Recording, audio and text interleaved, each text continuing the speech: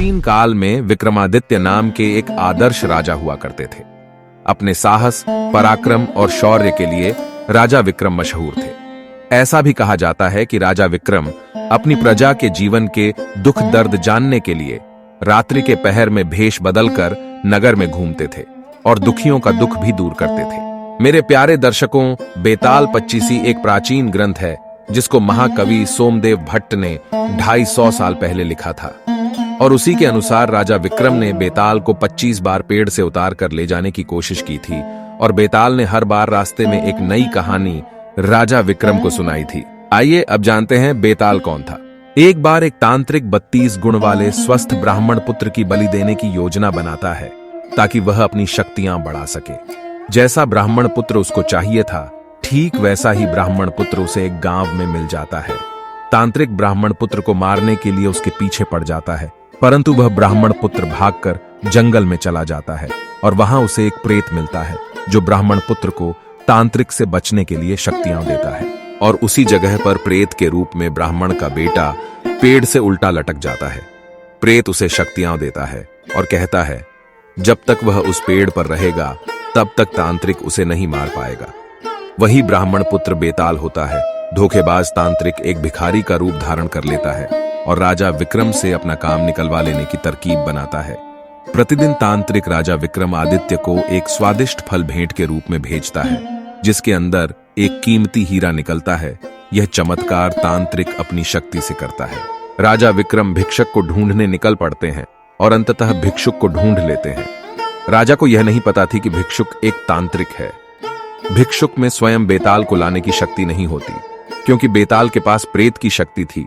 इसलिए भिक्षुक राजा से झूठ बोलकर मदद मांगता है और पेड़ पर लटक रहे बेताल को लाने के लिए कहता है।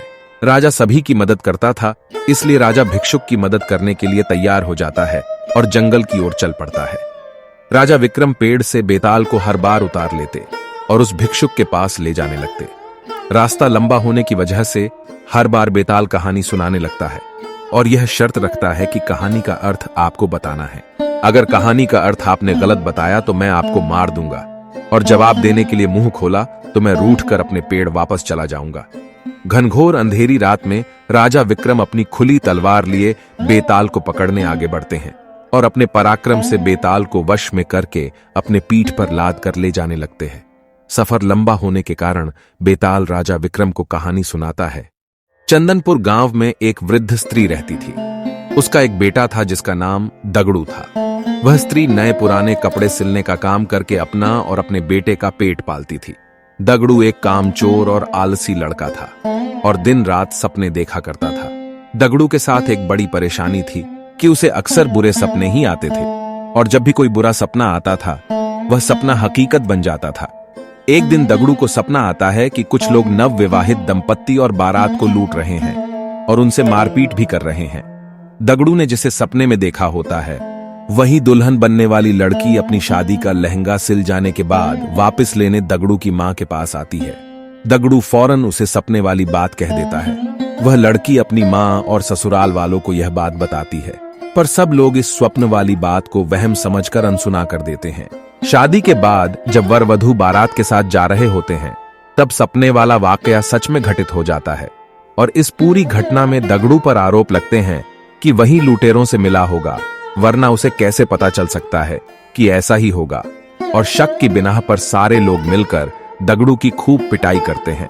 इस घटना के कुछ दिनों बाद एक रात दगड़ू को सपना आता है कि मोहल्ले में रह रही चौधरायण का नया मकान गृह प्रवेश के दिन जलकर खाक हो जाता है। तभी अगले ही दिन चौधरायण उस मकान को बनवाने की खुशी में लड्डू लेकर दगड़ू की मां के पास पहुंचती है और गृह प्रवेश समारोह के दिन जलसे में आने का न्योता देती है। वहीं पर सपने की बात दगड़ू फौरन अपनी मां से और चौधरायण से कह देता है। चौधरायण गुस्से से लाल पीली हो जाती है और उल्टा दगड़ू की मां को ही कहने लगती हैं कि तुम्हारा बेटा ही काली जुबान वाला है और उसके बोलने से ही सबके साथ अनर्थ हो जाता है। चौधरायण गुस्से में जली कटी सुनाकर मां बेटे को भला बुरा कहकर वहां से चली जाती है। गृह प्रवेश समारोह के दौरान कोई घटना ना हो इसके लिए पक्के इंतजाम किए जाते हैं, पर फिर भी किसी न किसी तरह आग की चिंगारी चौधरायण के भव्य मकान के पर्दों में लग जाती है और देखते देखते रौद्र रूप धारण करके पूरा मकान जलाकर खाक कर देती है। चूंकि दगड़ू इस बारे में पहले ही बोल चुका था, इसलिए सब उसे काली जुबान का बोल उस पर टूट पड़ते हैं और उसे मारकर गांव से निकाल देते हैं। दगड़ू समझ नहीं पाता है कि लोगों को सच सुनकर उसी पर क्रोध क्यों आता है। खैर, दगड़ू एक दूसरे राज्य चला जाता है जहां उसे रात की पहर में महल की चौकीदारी करने का काम मिल जाता है। वहां के राजा को अगले दिन सोनपुर किसी काम से जाना होता है, इसलिए वह रानी को कहते हैं कि उसे सुबह जल्दी उठा दें। दगड़ू रात में महल के दरवाजे पर चौकीदारी कर रहा होता है। तभी अंधेरा होने पर उसे नींद आ जाती है और फिर उसे सपना आता है कि सोनपुर में भूकंप आया है और वहां मौजूद सभी व्यक्ति मर गए हैं। दगड़ू चौंक कर जाग जाता है और अपनी चौकीदारी करने लगता है। दगड़ू सुबह राजा के सोनपुर जाने की बात सुनता है। तभी उनका रथ रुकवाकर अपने स्वप्न वाली बात राजा को बता देता है। राजा सोनपुर जाने का कार्यक्रम रद्द कर देते हैं और अगले ही दिन समाचार आता है कि सोनपुर में अचानक भूकंप आया है और वहां एक भी व्यक्ति जीवित नहीं बचा है। राजा तुरंत दगड़ू को दरबार में बुलाकर सोने का हार भेंट देते हैं और उसे नौकरी से निकाल बाहर करते हैं। इतनी कहानी सुनाकर बेताल रुक जाता है और राजा विक्रम को प्रश्न करता है कि बताओ, राजा ने दगड़ू को पुरस्कार क्यों दिया, और पुरस्कार दिया तो उसे काम से क्यों निकाला।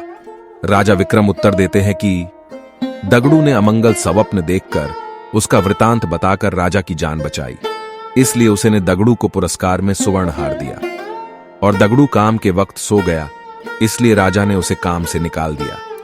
बेताल अपनी शर्त के मुताबिक राजा विक्रम के उत्तर देने के कारण हाथ छुड़ाकर वापस पेड़ की ओर उड़ गया। अगर आपको हमारी वीडियो पसंद आई हो तो चैनल को सब्सक्राइब जरूर करें।